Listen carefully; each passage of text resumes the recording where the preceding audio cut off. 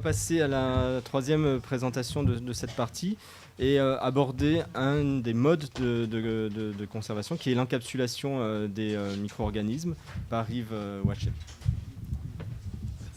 Bon, bonjour à tous et merci également pour me permettre de présenter ce travail. Alors en fait, contrairement aux présentations précédentes qui font état de recherches déjà bien avancées, là, il s'agit plutôt de vous montrer un projet qui commence actuellement, mais en vous présentant les arguments qui font qu'on se lance là-dedans. Et ça permet également de montrer des sujets de recherche sur lesquels on travaille à l'UMR-PAM. Donc c'est un travail fait à l'UMR-PAM, mais qui est avec différentes collaborations locales ou plus éloignées, comme on va le voir par la suite. Donc, dans un premier temps, pourquoi l'encapsulation microbienne ? Donc, maintenant, on est arrivé plus dans l'ère des probiotiques, surtout aujourd'hui. Mais les premiers travaux, c'était plutôt pour utiliser des micro-organismes comme catalyseurs. Et donc, il y avait deux avantages en particulier. Alors ça représente un micro-organisme qui est soumis à des contraintes de stress environnementaux. Et donc là, c'est le substrat qui va être transformé. Et en fait, comme le micro-organisme n'est pas dans des bonnes conditions, il va produire très peu de son produit. Alors que si on arrive à l'encapsuler dans de bonnes conditions, on arrive à augmenter la production. Donc ça, c'est un premier point, c'est protéger le micro-organisme dans des structures qui vont le protéger du stress, avec toutefois des contraintes, puisqu'il faut que le substrat rentre dans la capsule, que le produit sorte de la capsule. Donc là, il y a des contraintes de transfert qui sont importantes. Et la deuxième chose, quand on est toujours en parlant de réacteur, quelquefois on ne va pas vraiment améliorer la production pour chaque bactérie, mais comme on va mettre beaucoup de bactéries, on va augmenter la densité cellulaire et on va pouvoir avoir des productions nettement augmentées. Donc ces travaux, ça a été pas mal développé dans les années 80 et en tout cas, il y avait au laboratoire, l'ancêtre du laboratoire PAM, on avait notamment Charles Diviès qui a beaucoup travaillé là-dessus. Et avec des applications dans le vin qui sont toujours d'actualité, où on encapsule des cellules dans des billes d'alginate, dans le vin, dans le champagne. Alors, les procédés d'encapsulation, il y a différentes sortes, mais une des façons la plus simple en fait, d'encapsuler, c'est de mettre des cellules, donc ça, les cellules sont représentées ici, dans une solution qui va être capable de polymériser. Donc on va prendre des gouttes de cette solution, on va faire tomber des gouttes, et quand elles vont arriver dans un environnement avec des sels, il va y avoir polymérisation. Donc on va avoir une bille qui va se former avec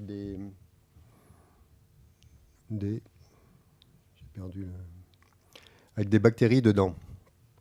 Donc les billes, c'est comment on arrive à faire des billes de différentes tailles. Souvent les billes à l'origine sont quand même de taille importante, ce qui permet de les utiliser comme biocatalyseurs. Si elles sont assez grosses, c'est pas mal parce qu'on peut les séparer facilement du milieu. Par contre, plus elles sont petites, plus l'interface est importante, donc plus c'est intéressant. Et puis, quand on va les mettre dans l'alimentation, il y aura d'autres contraintes. Il ne faut quand même pas qu'on ait l'impression de manger des billes quand on mange un produit alimentaire. Après, ces billes, elles vont être réutilisées donc, pour faire des réactions. Et les cellules, elles sont vivantes, donc elles vont se développer. Et en fait, celles qui sont à l'intérieur, elles vont être soumises à un environnement particulier. Et puis, il va y avoir vraiment des gradients entre les substrats qui vont rentrer difficilement dans les billes, les produits qui vont sortir difficilement. Donc, par exemple, si vous avez des bactéries lactiques qui font de la fermentation lactique, à l'intérieur des billes, le pH va chuter assez rapidement et les cellules vont devenir inactives. Par contre, on va avoir des cellules qui vont être sur la surface et qui vont se développer. Donc, on va avoir comme un film microbien qui va se former à la surface. Donc ça, c'est un peu la base de l'utilisation de de bactéries encapsulées. Après, on peut quand même beaucoup améliorer ces choses-là. Donc, avec différentes techniques, on peut diminuer la taille des billes. Donc, en appliquant ou bien des forces électrostatiques qui vont permettre de faire des toutes petites gouttelettes qui vont donc se polymériser dans le liquide à l'arrivée. Ou bien, on peut couper le jet de liquide pour essayer d'avoir des toutes petites gouttelettes également. Et alors, il y a donc on peut appliquer des générations de fréquences et on peut aussi faire passer à travers des membranes qui vont avoir des trous de taille maîtrisée. Donc, on arrive en fait à faire baisser la taille des capsules. Alors, quelquefois, même en dessous de la taille des bactéries, si on n'a pas de bactéries dedans. Mais c'est une technique qu'on arrive à améliorer comme ça. Et après, un autre point qui peut être intéressant pour encapsuler. Donc là, pour la taille, c'est un des challenges, c'est de descendre au moins en dessous de 100 microns pour que ce ne soit pas perceptible en bouche. Et puis ensuite, on peut également rajouter une solution d'enrobage. Donc si on a j'arrive pas bien à la récupérer. Bon, enfin voilà. Donc on arrive avec une solution d'enrobage et on arrive à encapsuler chaque gouttelette avant qu'elle le polymérise. Et on va avoir les cellules qui vont être du coup enfermées à l'intérieur de la capsule. On n'aura pas de développement sur la surface, donc ça peut être intéressant pour certaines applications. Et là, pour vous montrer ça, je vous montre quelques images de ce que fait le professeur Weitz au MIT, donc en microfluidique, où les différentes structures d'une gouttelette dans une autre n'ont plus de secret pour lui, où il peut faire, en fonction de la vitesse et de la viscosité des liquides, mettre une gouttelette dans une autre et dans une gaine extérieure, ou deux gouttelettes séparées, etc. Donc il y a pas mal de possibilités pour faire de la biocatalyse, où on va faire que les choses vont se rencontrer progressivement. D'abord, le substrat va arriver, ensuite, on va pouvoir avoir le substrat qui va rencontrer un autre catalyseur, etc. Et ça permet de développer des techniques également pour quand on fait des banques de mutants. En fait, au lieu de passer par des banques de mutants, on arrive à faire les gènes directement dans des gouttelettes. Et si on a mis les bonnes enzymes, on arrive à sélectionner le gène intéressant comme ça dans des gouttelettes et sans passer par des bactéries. Donc après, j'ai surtout développé ça comme moyen d'encapsulation parce que c'est les moyens les plus classiques et encore actuellement les plus utilisés, je pense, en agroalimentaire. Pour les bactéries, parce que sinon en agroalimentaire, les autres techniques, c'est souvent l'atomisation. Mais donc pour les bactéries, ça s'utilise aussi. Enfin, pour les micro-organismes en général, l'atomisation, les techniques où on va passer par de l'émulsification, même la coacervation. Et toujours, on va passer ensuite à du séchage. Mais donc le séchage n'a plus de secret pour vous après la présentation là. C'est juste que on va avoir encore un polymère à l'extérieur qui va aussi permettre de jouer sur le séchage. Et puis, un autre domaine sur lequel on travaille pas mal au labo, c'est des techniques où on va plutôt encapsuler chaque micro-organisme. Alors, j'ai mis des bactéries, mais on travaille aussi sur des levures. Donc, les bactéries et les levures ont toujours des propriétés de surface, elles ont des charges à la surface. Et on peut jouer, alors en général, dans les conditions physiologiques, c'est des charges plutôt négatives. Et on va pouvoir rajouter une macromolécule cationique qui va aller se mettre naturellement par interaction électrostatique à la surface du micro-organisme. Puis ensuite une autre anionique, etc. Et on va pouvoir faire de l'enrobage multicouche comme ça. Un des avantages, c'est par exemple quand on va encapsuler pour atteindre une cible dans le gros intestin, c'est qu'on peut avoir une macromolécule qui va être sensible au pH acide de l'estomac, mais les autres vont être résistantes. Donc on va enlever une couche, mais on ne va pas enlever l'encapsulation complète. Et après, on va enlever une autre couche un peu plus tard lors du transfert. Et à la fin, les enzymes vont dégrader les dernières couches et on aura la cellule qui va être libérée dans le tube digestif. Donc ça, c'est les techniques d'encapsulation les plus classiques. À l'UMR-PAM, on a déjà travaillé sur pas mal de projets, ou bien dans des cadres de bioconversion, de biocatalyse, ou bien comme ça vous a été montré, pour des probiotiques. Maintenant, il y a un point...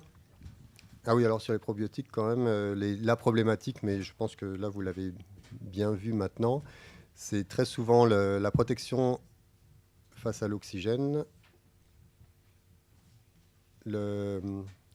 face à la température. Donc si on passe par du séchage, il y a l'oxygène et la température qui peuvent être réunis. Et puis après, il y a l'environnement buccal, le tube digestif, donc à un pH acide, et puis après la libération au bon endroit. Et il faut donc voir si cette encapsulation permet de préserver les cellules. Est-ce qu'elles sont encore vivantes? Est-ce qu'elles sont mortes mais encore actives? Est-ce que éventuellement il pourrait y avoir des cellules probiotiques qui dans la nature sont probiotiques parce qu'elles interagissent avec d'autres cellules, et là on les met toutes seules dans une capsule, elles ne vont plus avoir cette activité. Donc est-ce que l'interaction avec d'autres cellules c'est quelque chose d'important? Est-ce que également les produits du métabolisme, et comme tout à l'heure on parlait d'EFPRO qui avait aussi le surnagent de culture qui avait un effet, donc est-ce que le produit du métabolisme c'est pas aussi quelque chose qui est à conserver? Et donc tout ça, ça nous a amené à réévaluer un peu la façon d'encapsuler. Et en fait, si on regarde la microbiologie telle qu'on l'a pratiquée au départ, c'était souvent sur un travail sur une souche qui était individualisée. On n'avait plus qu'une seule espèce et on essayait de la faire pousser dans des conditions, alors souvent en milieu liquide parce que ça permettait de bien contrôler les paramètres, et souvent avec des cellules qui poussent facilement, on peut voir dans quelle phase de croissance elles sont. Donc là, vous avez pu voir notamment, Nicolas nous a montré ce matin l'effet de la phase de croissance sur la résistance aux sels biliaires, c'est ce qui était assez important. Donc il y a déjà pas mal de données qu'on maîtrise, et y compris dans des systèmes d'encapsulation. Les systèmes d'encapsulation, on peut mettre des cellules et les mettre avec un taux de dilution qui va permettre de retrouver des cellules en phase exponentielle de croissance ou en phase stationnaire, et donc on peut déjà maîtriser pas mal de ces choses. Par contre, de plus en plus, on se rend compte que dans la nature, les souches sont en général, il y a plusieurs espèces qui cohabitent. Les milieux sont rarement liquides et comme on peut les utiliser, les étudier au laboratoire, mais souvent c'est plutôt hétérogène. Les phases de croissance pour certains micro-organismes, c'est des croissances qui ne sont pas si nettes que ça, et ça se divise de temps en temps, ça meurt, et c'est donc des états physiologiques qui sont assez particuliers. Et puis les cellules qui peuvent pousser, on peut les retrouver sous forme de microcolonies, de biofilms, et pas que des cellules planctoniques. Donc tous ces paramètres-là, ce sont des paramètres qu'en général, on a peu considérés quand on a encapsulé. Et donc là, je vais juste vous montrer quelques exemples qui montrent que ce sont des paramètres qui peuvent être quand même intéressants. Mais bon, vous avez déjà eu des exemples précédemment. Donc déjà, quand on fait pousser ça c'est des lactocoques qui poussent sur un lait non homogénéisé. Donc ça forme des microcolonies, comme on voit là. Et puis là, alors en rouge, c'est des globules gras. Donc ça, c'est parce que le lait n'est pas homogénéisé. On a vraiment des séparations de phase. Et puis on a en vert clair, c'est les bactéries. Donc qui vont s'installer à certains endroits en particulier, et qui vont former des microcolonies qui vont avoir des propriétés un peu particulières. Alors, les propriétés, elles vont dépendre de l'endroit de la culture.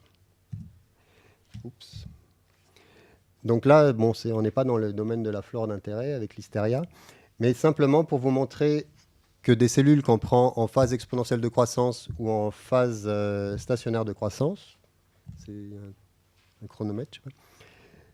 Donc à 12 heures, c'est en phase exponentielle, à 48 heures, c'est en phase stationnaire. On a une sensibilité à la température, donc on fait un choc de température là. Et les cellules qui ont poussé pendant 12 heures, elles sont détruites d'une manière assez linéaire, alors que les cellules qui ont poussé 48 heures, elles sont jusqu'à moins 4 log. On a cette vitesse de dégradation. Et après, on a beaucoup de cellules qui vont résister jusqu'à 60 degrés. Donc en fait, on a une sous-population qui va s'installer. Et c'est un paramètre qui est quand même assez important. C'est pas seulement le fait que l'état physiologique global de la cellule permette d'avoir des résistances différentes, mais c'est souvent on va avoir des sous-populations. Et donc c'est intéressant de maîtriser un peu ces sous-populations. Alors idéalement, c'est d'aller chercher les populations les plus intéressantes et éventuellement de les encapsuler, mais de tenir compte de ce paramètre pour l'encapsulation. Et encore pour ce...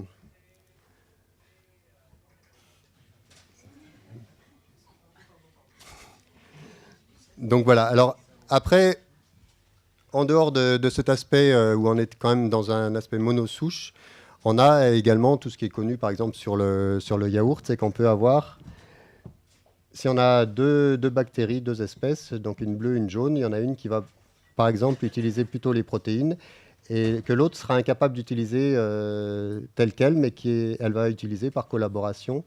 La première va dégrader en peptides que la deuxième va pouvoir utiliser. Ou alors, on peut avoir une protection contre l'oxygène quand on a deux souches. Encore 2 minutes. Donc voilà, la protection par l'oxygène, c'est aussi intéressant d'avoir deux souches peut-être encapsulées en même temps. Et maintenant, quand on met deux souches à la fois, il y a de plus en plus de travaux qui montrent qu'en fait, on a des liens entre les souches. Donc au début, ça a été montré par ce bel article dans Cell dans les années, en 2011, où on voyait qu'il y avait de l'ARN et des protéines qui pouvaient passer d'une souche à une autre. Depuis, ce travail a fait des émules et il y a des travaux de modélisation sur les transferts d'une souche à une autre. Donc c'est vraiment quelque chose qui est important et qu'on peut essayer de gérer dans des capsules où on va mettre plusieurs souches en même temps à terme, quoi.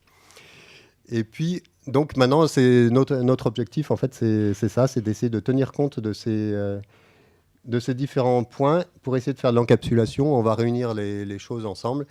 Et un des moyens d'encapsuler ça, c'est une encapsulation qui est déjà naturelle, c'est l'encapsulation dans des biofilms. Donc les biofilms, c'est des structures particulières, mais qui forment déjà des encapsulations. Alors il y a des réacteurs à biofilms, et on a travaillé notamment sur des systèmes comme ça pour produire des lactones par des levures. Et on s'aperçoit que les levures qui vont s'accrocher sur les bords du plastique, par exemple, elles sont plus longues et elles n'ont pas le même métabolisme que les levures qui sont en phase liquide. Et donc, plus on a de la surface pour adhérer, plus on a production de lactones. Et donc, peu là et plus là. Donc, vraiment, l'état physiologique, c'est quelque chose qui peut complètement modifier la production ensuite. Donc, c'est ces paramètres-là qu'on essaie de développer dans ce projet. Donc oui, on avait fait ça aussi en réacteur Airlift et là on avait une production encore bien augmentée. Et puis donc c'est un projet qu'on mène au laboratoire PAM avec aussi Weliance pour les essais encapsulation pilote et puis éventuellement fermentation en milieu solide. Et puis on a un laboratoire international qu'on a créé qui dépend de PAM et de l'Institut Polytechnique de Hanoï, où on recherche sur des souches nouvelles, des potentialités nouvelles à partir des produits fermentés traditionnels du Vietnam. Et puis on a une start-up pour des applications d'encapsulation pour l'alimentation. Donc voilà, c'est juste un projet. Je reviendrai la prochaine fois vous montrer des résultats.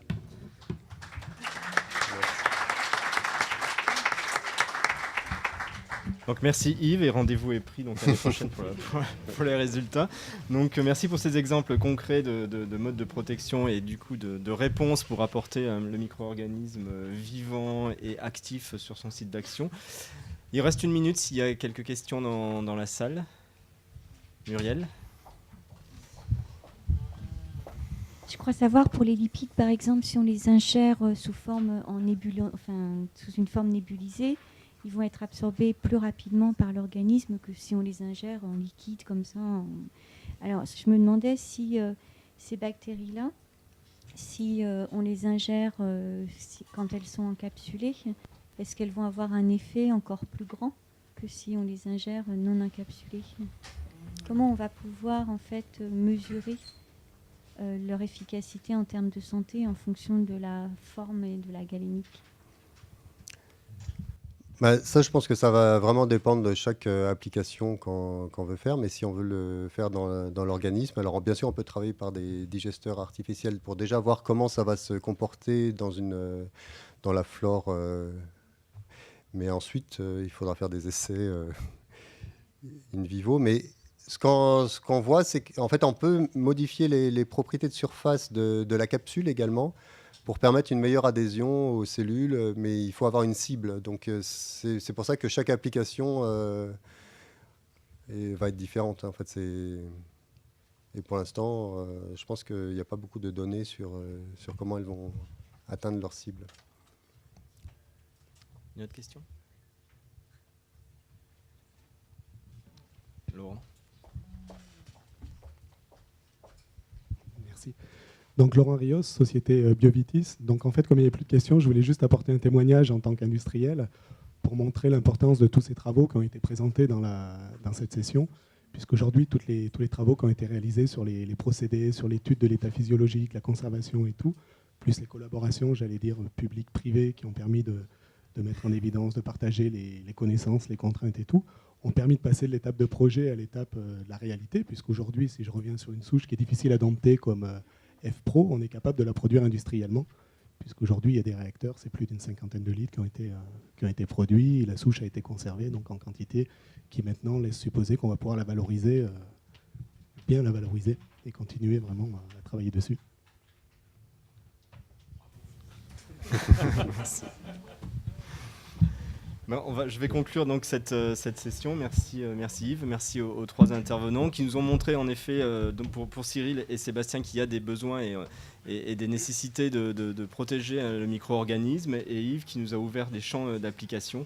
Donc on voit qu'il y a des solutions et on va trouver des solutions, et du coup ça va nous ouvrir la biodiversité et élargir le champ en fait, de sélection des micro-organismes et des probiotiques. Merci à tous.